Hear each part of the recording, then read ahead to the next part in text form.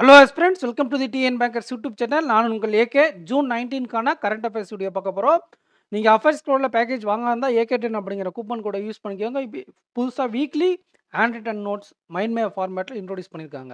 Purchase பண்ணக்கூடிய link comment section இருக்குது. வாங்க டேரெக்டாக வீடியோக்குள்ளே போயிடலாம். ரிமைனிங் டேஸும் நம்ம குயிக்காக முடிச்சிடலாம்.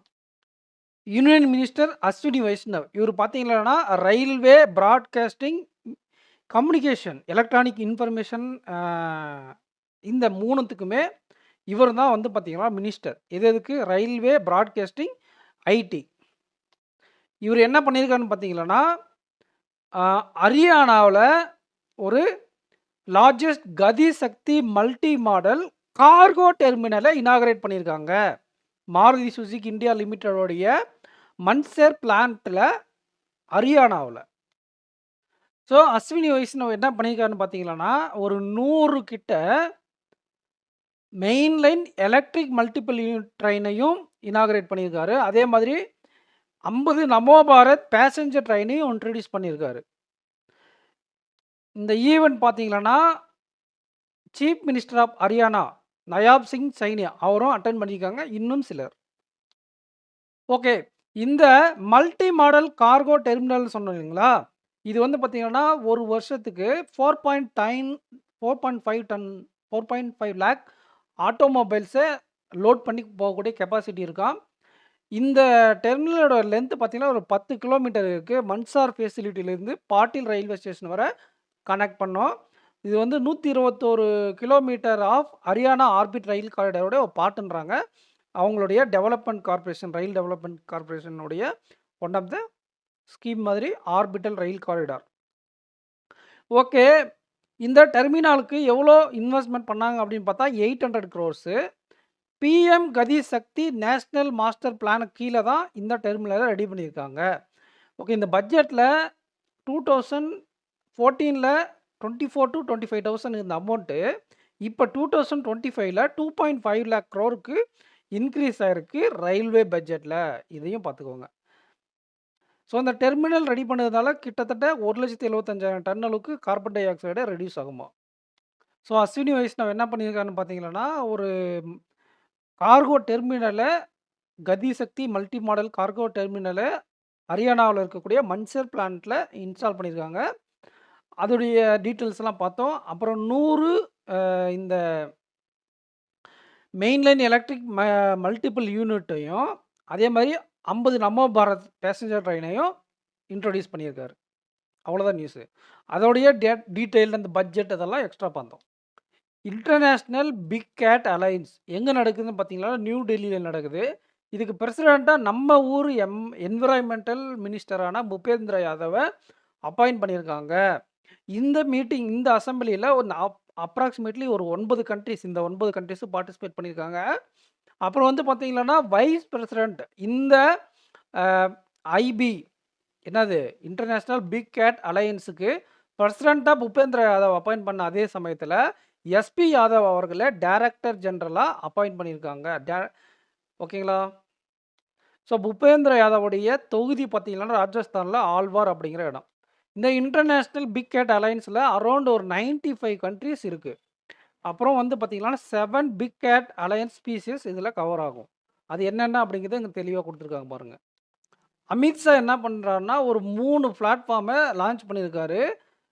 என்ன அப்படின்னு பார்த்தீங்கன்னா ICRER integrated control room for emergency response, national database for emergency management lite 2.0, flood hazard zone atlas. இந்த 3ஐயும் லான்ச் பண்ணியிருக்காங்க. இது எதுக்கு அப்படிங்கிறத மட்டும் பார்த்துடலாம். எங்கே வச்சு லான்ச் பண்ணாருன்னா அசாமில். So relief commissioners, secretaries, disaster management, state disaster response ஃபோர்ஸுக்காக ஒரு ஆனுவல் கான்ஃபரன்ஸ் எங்கே நடந்திருக்குன்னா அஸ்ஸாமில் வச்சு நடந்திருக்கு. அங்கே வச்சு தான் இந்த பிளாட்ஃபார்மை லான்ச் பண்ணியிருக்காரு அமித்ஷா அவர்கள். ஓகேங்களா? இந்த ஐசிஆர்இஆர் அப்படின்னா இந்த டிசாஸ்டர்ஸ் நடக்குது இல்லைங்களா அக்ராஸ் இந்தியா, அதை ஸ்ட்ரீம் லைன் பண்ணுவாங்க. எதை வச்சு? சேட்டிலைட் டேட்டாவை வச்சு அந்த ஸ்ட்ரீம் லைன் பண்ணுறதுனால ரெஸ்கியூ ஏஜென்சிக்கு இது ரொம்ப யூஸ்ஃபுல்லாக இருக்கும். அதே மாதிரி அந்த என்டிஇஎம் லைட் 2.0 சொன்னீங்களா, அது எதுக்காக அப்படின்னு பார்த்தீங்கன்னா இந்த டிசாஸ்டர் ரெஸ்பான்ஸ் ஃபோர்ஸஸ்க்கு என்ன பண்ணாங்கன்னா ஃபெசிலிட்டேட் கோஆர்டினேஷனை ஃபெசிலிட்டேட் பண்ணி கொடுக்கும். அப்புறம் இந்த அசார்டு என்ன பண்ணோம்னா ரியல் டைம் டேட்டாவை ஃப்ளட்டு இம்பேக்ட் அந்த வாட்டர் லெவல்ஸ் ரிவர்ஸ் இதெல்லாம் வந்து பார்த்தீங்கன்னா ப்ரொவைட் பண்ணோம். ஃப்ளட் நம்ம மேலே பார்த்தோம் இல்லைங்களா, அந்த போர்ட்டல் பேர்னா ஃப்ளட் அசார்ட் ஜோனேஷன் அட்லஸ் அப்படிங்கிறது ஒன்றும் இல்லை. அந்த ஃப்ளட்டு வாட்டர் லெவலெல்லாம் அந்த மீட்பு படைக்கு இன்ஃபர்மேஷன் கொடுக்கும். இந்த மூணுமே ஐசிஆர்இஆர் என்டிஇஎம் லைட் 2.0 ஃப்ளட் அசார்ட் ஜோனேஷன் அட்லாஸ் இந்த மூணையும் அமித்ஷா அவர்கள் அசாமில் வச்சு லான்ச் பண்ணியிருக்காரு. அதோடைய 3 பர்பஸும் பார்த்துக்கோங்க. இந்த ஐசிஆர்ன்றது இந்த சேட்டலைட் டேட்டா வச்சு ரெஸ்கியூ ஏஜென்சிக்கு ஹெல்ப் பண்ணோம். இந்த என்டிஇஎம் அப்படிங்கிறது கோஆர்டினேட்டிங்காக. இந்த ஃப்ளட் அசார்ட்னு பார்த்தோங்களா, அது வந்து பார்த்திங்கன்னா தண்ணி லெவல் எவ்வளோ இருக்குது, எந்த இடத்துல என்ன ரேஞ்சில் இருக்குங்கிற ரியல் டேட்டாவை கொடுக்கறதுனால மீட்பு படைக்கு ரொம்ப யூஸ்ஃபுல்லாக இருக்கும். அசாமுடைய சீஃப் மினிஸ்டர் ஹிமந்தா பிஸ்வா சர்மா, அவருடைய governor Acharya. Capital Dispur Guwahati. Capital படிக்கணுமா சார்னு கேட்டால் படிக்கணும். ஒரு எக்ஸாம்பிளாக நாகாலாந்தோடைய கேபிட்டல் என்னன்னு கேட்டிருந்தாங்க. நம்ம இந்த ஃப்ளட் அசார்ட்டை பற்றி ஒன்று படிச்சோம் இல்லைங்களா, அது யார் டெவலப் பண்ணதுன்னா நேஷ்னல் ரிமோட் சென்சிங் சென்டர், இஸ்ரோவுடைய அமைப்பு. அடுத்து ஒரு சின்ன நியூஸ் தான், ஒரு எக்ஸசைஸு டைகர் கிளாவ் அப்படிங்கிற ஜாயிண்ட் ஸ்பெஷல் ஃபோர்ஸ் எக்ஸசைஸ் இந்தியாவுக்கும் யூஎஸ் உடைய 2 ஏர்ஃபோர்ஸுக்கும் நடுவில் நடந்த எக்ஸசைஸ் தான் டைகர் கிளாவ். எங்கே வச்சு நடக்குதுன்னா பாக்பாத் டிஸ்ட்ரிக்ட், உத்தரப்பிரதேசில் பாக்பாத் டிஸ்ட்ரிக்டில் நடக்கக்கூடிய ஒரு ஏர்ஃபோர்ஸ் எக்ஸசைஸ் தான் இந்தியன் ஏர்ஃபோர்ஸுக்கும் யூஎஸ் ஏர்ஃபோர்ஸுக்கும். அதுக்கு பேர் டைகர் கிளாவ். எங்கே? பாக்பாத் டிஸ்ட்ரிக்ட், உத்தரப்பிரதேஷ். இது எந்த இடத்துல வச்சு கேட்பாங்க. நிறைய நார்த் இந்தியன் லொக்கேஷன்ஸில் 26 மேலேருந்து 10 ஜூன் வரை நடக்குது. பர்டிகுலராக எந்த இடத்துல இதை கன்க்ளூட் பண்ணுறாங்க அப்படின்னா சாந்தி நகர், பாக்பாத் டிஸ்ட்ரிக்ட், உத்தரப்பிரதேசில் தான் இது கன்க்ளூட் ஆக போகுது இந்த எக்ஸசைஸ். ஸோ இந்த எக்ஸசைஸ் டைகர் கிளாவ் அந்த எக்ஸசைஸை பற்றியான டேட்டா அவங்க கொடுத்துருக்காங்க. இந்தியன் ஏர்ஃபோர்ஸ் வந்து 1932லேருந்து இருக்குது. சீஃப் மார்ஷல் அமர்பிரீத் சிங் தான் இதோடைய ஏர் ஸ்டாஃப் சீஃப். இங்கே வந்து பார்த்தீங்களான்னா ministry of agriculture and farmer welfare என்ன பண்ணியிருக்காருன்னா CROPIC என்ன இல்லை, collection of real time observations and photos of crops அப்படிங்கிறத கொண்டு வந்திருக்காங்க. எதுக்குன்னா இந்த கிராப்பில் இருக்கக்கூடிய எனி ஃபீல்டு ஃபோட்டோகிராஃப்ஸை எடுத்து அதன் மூலிமா டேட்டா கலெக்ட் பண்ணி ஆர்டிஃபிஷியல் இன்டெலிஜென்ஸ் பேஸ்டு மாடல்ஸை கொடுத்து என்ன ப்ராப்ளம் அப்படின்னு கண்டுபிடிச்சி அதுக்கு சொல்யூஷன் கண்டுபிடிக்கிறது தான். அதுக்கு தான் collection of real time observation and photo of crops அப்படிங்கிறத லான்ச் பண்ணியிருக்காரு. லான்ச் பண்ண பிளான் பண்ணியிருக்காரு. ஓகேங்களா? இது AI based solution to the agriculture department. இது வந்து ஸ்டார்டிங் பைலட் ப்ராஜெக்டாக எங்கே ஸ்டார்ட் பண்ண போகிறாங்கன்னா காரிப் அண்ட் ராபி கிராப்ஸுக்கு, இந்த சீசனில் இருக்கக்கூடிய கிராப்ஸுக்கு ஸ்டார்ட் பண்ண போகிறாங்க. அதுக்கப்புறம் நேஷனல் வைடாக நாடு முழுவதும் 2026லேருந்து இது இம்ப்ளிமெண்ட் வரும். பிரதான் மந்திரி ஃபாசல் பிமா யோஜனா அந்த ஸ்கீமுக்கு கீழே தான் இந்த CROPICயை கொண்டு வந்திருக்காங்க.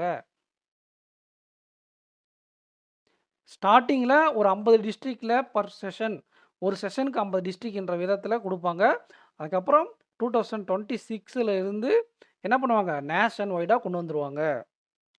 நம்ம ஐஐடி மெட்ராஸில் ஒரு ஈவெண்ட் கண்டக்ட் பண்ணியிருக்காங்க. அந்த ஈவெண்ட்டில் எலக்ட்ரானிக் அண்ட் இன்ஃபர்மேஷன் மினிஸ்ட்ரியான அஸ்வினி வைஷ்ணவ் என்ன பண்ணுறாருன்னா, நாங்கள் தமிழ்நாட்டுக்கு ஒரு 3வது எலக்ட்ரானிக்ஸ் மேனுஃபேக்சரிங் கிளஸ்டரை அப்ரூவல் கொடுக்குறோம் அப்படின்னு சொல்லியிருக்காங்க. 1112 கோடி அளவுக்கு ப்ராஜெக்டில் தமிழ்நாட்டில் இது கொண்டு வர போகிறாங்க.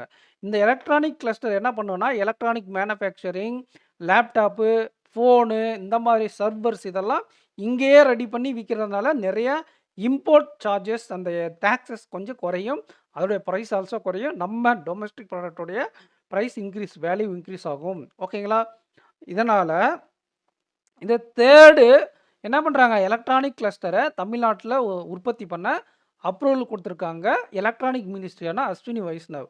ஓகே, இதுக்கு முன்னாடி தேர்டுன்ட்டிங்க, இதுக்கு முன்னாடி 2 இருக்குல்ல, அது எங்கே இருக்குன்னா காஞ்சிபுரத்தில் பிள்ளைப்பாக்கம் அப்படிங்கிற இடத்துலையும், திருவள்ளூர் டிஸ்ட்ரிக்டில் மணலூர் அப்படிங்கிற இடத்துலையும் ஆல்ரெடி 2 எலக்ட்ரானிக் மேனுஃபேக்சரிங் காம்பவுண்ட் ஸ்கீமுக்கு கீழே கொண்டு வந்திருந்தாங்க. 2 கிளஸ்டர்ஸ் ஆல்ரெடி. இது தேர்டு கிளஸ்டர். ஓகேங்களா?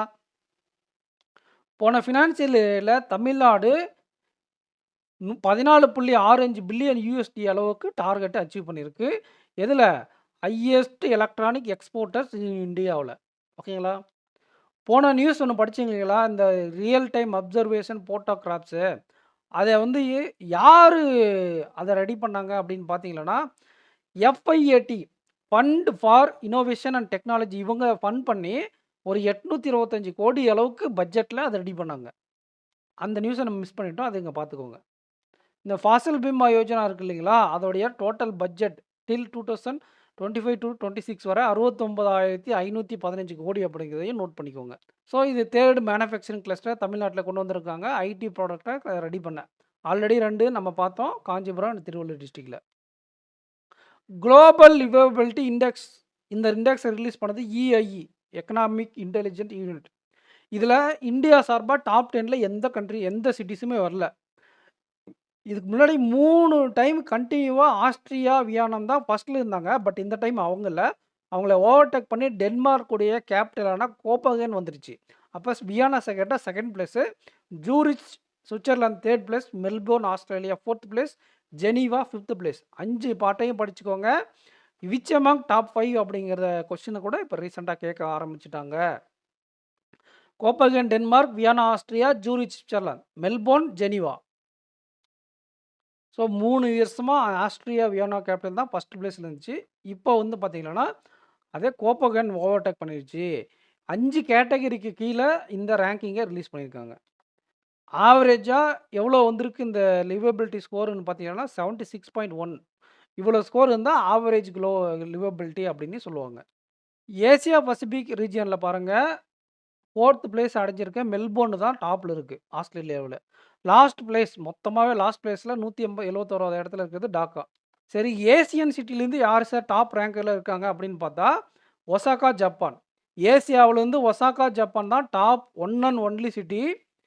ஓகே, ஏசியா பசிபிக்லேருந்து மெல்போர்ன் ஆஸ்திரேலியா வருது. ஓவராலாக குளோபலி கோப்பகன் டாப்பில் இருக்குது. ஸோ இந்த டேட்டாவை நீங்கள் படிச்சுக்கணும். எக்கனாமிக் இன்டெலிஜென்ஸ் யூனிட்டோடைய ஹெட் குவார்ட்டர்ஸ் எங்கே இருக்குன்னு பார்த்துக்கோங்க ஃப்ரெண்ட்ஸ். லண்டன் யூகேயில் இருக்குது இந்த இஐயோடைய ஹெட் குவார்ட்டர்ஸ். ஏசியா பசிபிக் ரீஜனில் நம்ம என்ன சொன்னோம் அப்படின்னா தாக்கா லீஸ்ட்னு சொன்னோம். மொத்தமாக ஓவரால் ரேங்கிங்கில் லீஸ்ட் வந்து பார்த்திங்கன்னா சிரியாவுடைய கேபிட்டலான Damascus, top Copenhagen, least Damascus. Asia பசிபிக்கில் மெல்போர்னு, ஆஸ்திரேலியாவை சேர்ந்த மெல்போர்னு. லீஸ்ட் யாருன்னா வந்து உங்களுக்கு பங்களாதேஷ். ஏசியன் ரீஜியனில் யார் டாப் அப்படின்னு பார்த்தா ஜப்பானில் இருக்கக்கூடிய ஒசாக்கா. புரிஞ்சுதுங்களா? கொவர்சிவ் அப்படின்னா என்ன நம்ம ஃபஸ்ட்டு பார்த்துக்கணும். கொவர்சிவ்னா ஒருத்தரோட விருப்பம் இல்லாமல் கட்டாயப்படுத்தி ஒரு விஷயத்தை செய்ய சொல்லுவீங்களா, அதுக்கு எகெயின்ஸ்டாக ஒரு டேவை இது பண்ணணும், கமமரேட் பண்ணணும் அப்படிங்கிறதுக்காக வெனிசுலா அப்படிங்கிற கண்ட்ரி ப்ரப்போஸ் பண்ணியிருக்காங்க. 79th United nation general assembly meeting நடந்துச்சு.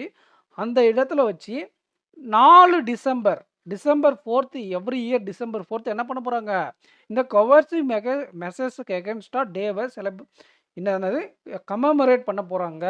ஓகேங்களா? அப்சர்வ் பண்ண போகிறாங்க. ஓகேங்களா? அண்ட் இந்த மீட்டிங்கில் இன்னொரு டிசிஷன் என்ன பண்ணாங்கன்னா, united nation commission on international trade லாவுக்கு ஒரு 2 கண்ட்ரியை எலெக்ட் பண்ணியிருக்காங்க, யுக்ரைன் அண்ட் நெதர்லாண்ட். ஸோ இனிமேல் டிசம்பர் 5 தான் இதை செலிப்ரேட் பண்ண போகிறாங்க. ஓகே, அப்பார்ட் ஃப்ரம் தட் நம்ம அடிஷ்னலாக ஒரு நியூஸ் படிச்சிங்களா, அது என்ன, யுனைடெட் நேஷன் ஜெனரல் அசம்பிளியோட இன்டர்நேஷ்னல் ட்ரேட் லாவுடைய கமிஷனுக்கு உக்ரைனையும் நெதர்லாண்டையும் நியூ மெம்பராக ஆட் பண்ணியிருக்காங்க. அதோடைய ஹெட் குவார்ட்டர்ஸ் வந்து பார்த்திங்கன்னா வியன்னா ஆஸ்ட்ரியா. இந்த ட்ரேட் லா இருக்குது இல்லைங்களா, இன்டர்நேஷ்னல் ட்ரேட் லா, அதோடைய ஹெட் குவார்ட்டர்ஸ் வியன்னா ஆஸ்ட்ரியா. அதோடைய ஜென்ரல் பார்த்துக்கோங்க அண்ணா ஜோபின். இது நம்ம ஆல்ரெடி பார்த்த நியூஸ் தான் ஃப்ரெண்ட்ஸ். வந்து பார்த்திங்கன்னா யுனைடெட் நேஷன்ஸோடைய ஓசன் கான்ஃபரன்ஸ் எங்கே நடந்துச்சு, நைஸ் ஃப்ரான்ஸில் 3rd எடிஷன் நடந்துச்சு இல்லைங்களா, அதோடைய செகண்ட் பார்ட் வேறு என்னென்ன விஷயங்கள் நடந்தது அப்படின்னு பார்ப்போம். நைஸ் ஓஷன் ஆக்ஷன் பிளான் அப்படிங்கிற கான்ஃபரன்ஸை கண்டக்ட் பண்ணியிருக்காங்க. ஓகேங்களா? அதில் ஒரு டிக்ளரேஷனை சொல்லியிருக்காங்க, our ocean our future united for urgent action அப்படிங்கிற ஒரு டிக்ளரேஷனை எடுத்திருக்காங்க. அப்புறம் ஒரு கமிட்மெண்ட்டை கொடுத்துருக்காங்க. அது என்ன அப்படின்னா சஸ்டைனபிள் டெவலப்மெண்ட் கோல் 14 வந்து பார்த்திங்கன்னா ஆக்சிலேட் பண்ணுறது. அது என்ன சார்னா ப்ரொடெக்டிங் மெரைன் எக்கோசிஸ்டம். சுருக்கமா இதோட கோலுடைய அப்சர்வேஷன் லைஃப் பிலோ வாட்டர். தண்ணிக்கு கீழ இருக்கக்கூடிய உயிரினங்கள புரொடெக்ட் பண்றதுக்காக கொண்டு வரப்பட்ட கோல் தான் சஸ்டைனபிள் டெவலப்மென்ட் கோல் 14. ஓகேங்களா? ஸோ இத வந்து ஆக்ஸலரேட் பண்றோம் அப்படிங்கிற உறுதிமொழியும் இந்த கான்ஃபரன்ஸ்ல எடுத்திருக்காங்க. அப்புறம் ஒவ்வொரு ரீஜியன்ல இருக்கக்கூடிய ஒவ்வொரு மினிஸ்டர்ஸ் என்ன பண்ணுவாங்கன்னா, ஒரு சில நாங்க இந்த ஓஷன் மெரைன் சிஸ்டத்துக்காக நான் பண்றோம் அப்படின்ட்டு. இப்போ இந்தியா சார்பா சாவ் போர்ட்டல் அப்படிங்கிற ஒரு போர்ட்டல நம்ம minister of earth science launch பண்ணியிருக்காரு. ஜிதேந்திர சிங். இது என்ன பண்ணும் அப்படின்னா, ஓசானுடைய டேட்டாவ கலெக்ட் பண்ணக்கூடிய ஒரு டிஜிட்டல் பிளாட்ஃபார்ம். ஸோ இந்த ஓசன் ரிலேட்டடான டிசிஷன் மேக்கிங் என்ஹான்ஸ் பண்றதுக்காக இது வந்து யூஸ் பண்ணுவாங்க. ஓகேங்களா? ஸோ சாவ் அப்படிங்கிற போர்ட்டல நம்ம சார்பா நம்ம லான்ச் பண்ணியிருப்போம். பட் இன்னும் நெறைய பேர் என்ன பண்ணியிருப்பாங்க, லான்ச் பண்ணியிருப்பாங்க இல்லைங்களா? அதுவும் இல்லாம இந்த கோஹெல் coalition for emerging ocean leaders. Young youth எல்லாம் இருக்காங்க இல்லைங்களா? அவங்கள இந்த policy, science, innovation related to unit oceans கொண்டு வரணும் அப்படிங்கிறதையும் லான்ச் பண்ணியிருக்காங்க. இது வந்து காமனா பண்றது. பட் பெல்ஜியமை சேர்ந்த அவங்களுடைய பிரசிடென்ட் வாண்டர் லியான் என்ன பண்ணியிருக்காங்கன்னா, கிட்டத்தட்ட $1 பில்லியன் அளவுக்கு சப்போர்ட் பண்ணுவாங்களாம் மெரைன் ரிலேட்டடா. அதே மாரி பிரான்ஸ் கொலினேஷி அப்படிங்கிற பிரசிடென்ட் அவங்க மொய்ட்டி என்ன பண்ணியிருக்காங்கன்னா, அவங்க வேர்ல்ட்ஸ் லார்ஜஸ்ட் மெரைன் ப்ரொடெக்டட் ஏரியாவ கிட்டத்தட்ட ஒரு 1.9 மில்லியன் ஸ்கொயர் மைல் அளவுக்கு என்ன பண்றாங்க? ரெடி பண்ண போறாங்க. அத அனௌன்ஸ் பண்ணியிருக்காங்க. இது மட்டுமான்னு கேட்டா, இன்னும் சில பேர் பண்ணியிருக்காங்க. ஸோ இந்த தீம் பார்த்துக்கோங்க. நான் இந்த ஓசோன் 3யோட தீம் இதில குடுக்கல. பழைய நியூஸ்ல படிச்சிருக்கீங்களா? Accelerating action and mobilising all actors to conserve sustainably use the ocean அப்படிங்கிறது தான் இந்த கான்ஃபரன்ஸ் உடைய தீம். ஓகேங்களா? அதே மாதிரி பார்த்தீங்கன்னா, போர்ட்டல நம்ம அப்சர்வ் பண்ணோம். சஸ்டைனபிள் கோட் 14 இவங்க ஃபோக்கஸ் பண்றாங்க. அதே மாதிரி சியோல் இப்போ பார்த்தீங்களா, யங் யூத்ஸ்லாம் இருக்காங்களா, அவங்கள ரிசர்ச்சுக்காக கொண்டு வருது. கனடா, பனாமா அவங்க என்ன பண்றாங்கன்னா, ஒரு குளோபல் அலையன்ஸ் அதாவது அவங்க ஒரு கோயலேஷன கொண்டு வந்திருக்காங்க. எதுக்குன்னா, ஓசோன்ல இருக்கக்கூடிய நாய்ஸ் பொல்யூஷன கட்டுப்படுத்தணும் அப்படிங்கிறதுக்காக. குவைட் ஓஷன் அப்படிங்கிற ஒரு கோஅலிஷன கனடாவும், பனாமாவும் லான்ச் பண்ணியிருக்காங்க. அதே மாரி யூரோப்பியன் கமிஷன் இருக்கு இல்லைங்களா? அவங்க யூரோப்பியன் ஓஷன் பேக்ட் அப்படிங்கிறத 2027க்காக ஓசோன் ஆக்ட்ல கொண்டு வர போறாங்க. இதுல $1 பில்லியன் அளவுக்கு யூரோப்பியன் கமிஷன் இன்வெஸ்ட்மென்ட் பண்ண போறாங்க. ஓகேங்களா? ஜெர்மனி ஒரு €100 மில்லியன். அதே மாதிரி நியூசிலாந்து 2 ஸ்கீமுக்காக ஓசோன் கவர்னன்ஸுக்காக தனியா, அதே மாரி இந்த ஃபிஷரிஸ் டெவலப்மென்ட்காகவும் தனியா 50-45 ரெஸ்பெக்டிவ்லி இன்வெஸ்ட்மென்ட் பண்றாங்க. ஓகேங்களா? ஸோ ஒவ்வொரு கண்ட்ரீஸ் ஒவ்வொரு அமௌண்ட் இங்க சொல்லியிருக்காங்க. அதில முக்கியமானது இங்க சொல்லியிருக்காங்க. இந்தியா சார்பா எர்த் மினிஸ்டர் என்ன பண்ணியிருக்காங்கன்னா, சாவ் போர்ட்டல லான்ச் பண்ணியிருக்காங்க. புரிஞ்சுதுங்களா? தாலிபான் சாங்ஷன்ஸ் கமிட்டி அப்படிங்கிற ஒரு கமிட்டி இருக்கு ஃப்ரெண்ட்ஸ். அதில வந்து பார்த்தீங்கன்னா, பாகிஸ்தான சேரா அப்பாயின்ட்மென்ட் பண்ணியிருக்காங்க. அதே மாதிரி உங்களுக்கு சிடிசி என்னல்ல வைஸ் சேர் ஆஃப் 133 ஒரே நிமிஷம் இருங்க. கொஞ்சம் கன்ஃப்யூஸ் ஆக வேண்டாம். தாலிபான் சாங்ஷன் கமிட்டி, இன்னொன்னு சிடிசி 2 கமிட்டி இருக்கு. தாலிபான் சாங்ஷன் கமிட்டிக்கு தான் பாகிஸ்தான் சேரு. அதே மாரி இந்த CTC 1373 counter terrorism committee. Counter terrorism கமிட்டிக்கு வைஸ் சேரா போட்டிருக்காங்க. ஓகேங்களா? தாலிபான் சாங்ஷன் கமிட்டிக்கு பிரசிடென்ட். அதே சேர் மாதிரி. அதே மாரி வைஸ் சேரா சிடிசிக்கு போட்டிருக்காங்க. வைஸ் சேரா சிடிசிக்கு போட்டிருக்காங்களே, அப்போ அதுக்கு யார் சேரா இருப்பாங்க? அப்படின்னு பார்த்தா அல்ஜீரியா. இந்த 1373 கவுண்டர் டெரரிசம் கமிட்டிக்கு யாரு சேரா போட்டிருக்காங்க? அல்ஜீரியாவ சேரா போட்டிருக்காங்க. ஓகேங்களா? சரி. இப்ப இந்த பாகிஸ்தான் ஹெட்டா இருக்கக்கூடிய தாலிபான் சாங்ஷன் கமிட்டிக்கு யார் வைஸ் சேர்ன்னு பார்த்தா 2 பேரு. ரஷ்யா, குயானா இவங்க 2 பேரையும் தாலிபான் சாங்ஷன் கமிட்டிக்கு வைஸ் பிரசிடென்ட்டா போட்டிருக்காங்க. இப்ப தாலிபானுக்கு யாரு சேரு? பாகிஸ்தான். வைஸ் சேர் யாரு? உங்களுக்கு ரஷ்யா அண்ட் குனியா. அதே மாரி இந்த சிடிசி இருக்கு இல்லைங்களா? அதுக்கு யார் சேர் அப்படின்னு பார்த்தா அல்ஜீரியா. வைஸ் சேர் பாகிஸ்தான். புரிஞ்சுதுங்களா? இந்த யுனைட்டட் நேஷன் செக்யூரிட்டி கவுன்சிலோட ஹெட் குவார்ட்டர்ஸ் வந்து பார்த்தீங்கன்னா, நியூயார்க்கு. கார்லின் ராஜர்ஸ் குயானாவை சேர்ந்த கார்லின் ராஜர்ஸ் தான் அதுக்கு பிரசிடென்ட்டா இருக்காரு. ஸோ மைண்ட் மேப்ல தெளிவா குடுத்துருக்காங்க பாருங்க. தாலிபான் கமிட்டி சாங்ஷனுக்கு பாகிஸ்தான், வைஸ் சேர் ரஷ்யா, குயானா. அதே மாரி இந்த சிடிசிக்கு சேரா அல்ஜீரியா, பிரான்ஸ், பாகிஸ்தான். ஓகே. இந்த பாகிஸ்தான் சார்பா அந்த ரோலை யார் எடுத்துக்க போறாங்க அப்படின்னா, அசீம் அஃபிக்தர் அகமது. இவர் தான் இந்த டிஎஸ்சி தாலிபான் சாங்ஷன் கமிட்டிக்கு சேர்பர்சனா அப்பாயிண்ட் ஆயிருக்காரு. பாகிஸ்தான் சார்ந்து இவர் தான் சேரா இருக்க போறாரு. அதே மாதிரி டென்மார்க் என்ன பண்ணியிருக்காங்கன்னா, ஐஎஸ்ஐஎல் அல் கொய்தா சாங்ஷன் கமிட்டிக்கு சேரா போட்டிருக்காங்க. ரஷ்யா அண்ட் சியர்லோன் என்ன பண்ணியிருக்காங்கன்னா, வைஸ் சேரா போட்டிருக்காங்க. இது 3வது என்னதுன்னா, ஐஎஸ்ஐஎல்லுக்கும் அல் கொய்தாவுக்கும் யாரு டென்மார்க்க சேர போட்டு ரஷ்யா சியர்லோன வைஸ் சேரா போட்டாங்க. அப்புறம் வந்து பார்த்தீங்கன்னா, informal working groups on documentation and on the general United nation security council sanction issues. இதுக்கு பாகிஸ்தானை கோச்சரா போட்டிருக்காங்க. ஓகேங்களா? மேல இருக்கிற 3மே இம்பார்ட்டன்ட். அதோட இயர்ஸும் பார்த்துக்கோங்க.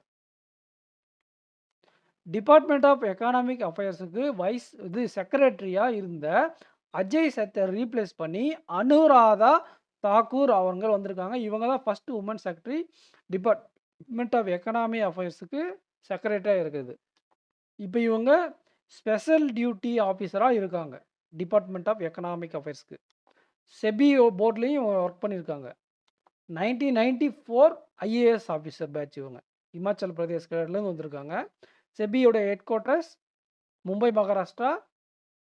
காந்தா பாண்டி அப்படிங்கிறது தான் சேர்மன் ஆஃப் செபி. புரியுதுங்களா?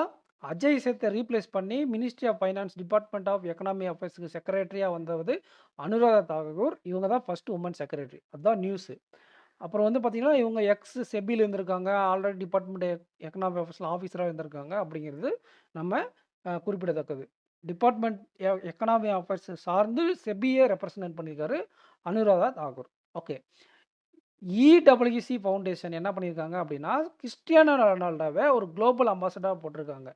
ஓகேங்களா? ஏன் அப்படின்னா, ஸ்போர்ட்ஸ் வேர்ல்டு கப் அது வந்து எங்கே நடக்க போகுது அப்படின்னா, சவுதி அரேபியாவில் நடக்க போகுது ஜூலை 7லேருந்து ஆகஸ்ட் 24 வரை. ஸோ அந்த sports world cup football tournament. ஓகேங்களா? அதுக்கு குளோபல் அம்பாசடராக ஒருத்தரை போடணும் அப்படின்னு கிறிஸ்டியானோ ரொனால்டோவை போட்டிருக்காங்க.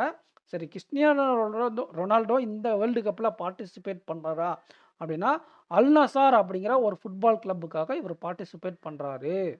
இந்த ஸ்போர்ட் வேர்ல்டு கப் ஃபவுண்டேஷனோட ஹெட் குவார்ட்டர்ஸ் என்னன்னு பாருங்கள், ரியாத், சவுதி அரேபியா. ஓகேங்களா? இந்த ஸ்போர்ட் வேர்ல்டு கப்பும் எங்கே தான் நடக்க போகுதுன்னா, ரியாத், சவுத் ஆப்பிரிக்காவில் தான் நடக்க போகுது. சவுதி அரேபியாவில் தான் நடக்க போகுது.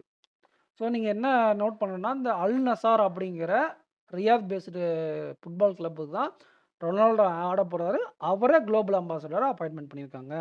ஸோ இது acquisition and merger competition commission of India என்ன பண்ணியிருக்காங்க அப்படின்னா, டெலிவரி லிமிட்டெட் வந்து இகாம் எக்ஸ்பிரஸ் லிமிட்டட்லேருந்து ஷேரை வாங்கியிருக்காங்க. இவங்கக்கிட்ட இருந்த ஷேரை ஒரு 99.4% ஆஃப் ஷேரை 1407 கோடிக்கு டெலிவரி லிமிட்டெட் வாங்கிட்டாங்க. டெலிவரி லிமிட்டெட் ஹரியானா இருக்கக்கூடிய ஒரு கம்பெனி. இதுவும் ஹரியானாவில் இருக்கக்கூடிய கம்பெனி தான். இப்போ எஸ்எம்எல் இஸ்யூ லிமிடெட் அப்படிங்கிற கம்பெனி கிட்ட இருந்து மகேந்திரா கம்பெனி என்ன பண்ணுறாங்க, 58.96 ஸ்டாக்கை 555 கோடிக்கு வாங்கியிருக்காங்க. ஸோ அந்த இகாம் எக்ஸ்பிரஸ்ன்றது காமர்ஸ் ரிலேட்டடான ஒரு கம்பெனி.